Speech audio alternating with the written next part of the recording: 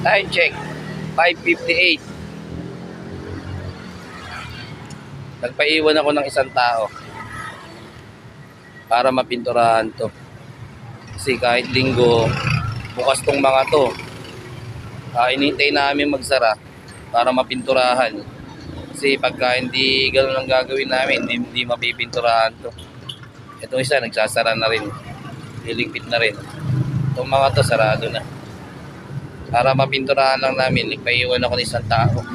Hanggang doon, sarado na sila. Ganoon lang magagawa namin kasi pagdating ng linggo, bukas pa rin itong mga to. Ayan, may ilaw na sa paligid. Mag-alas 6 na.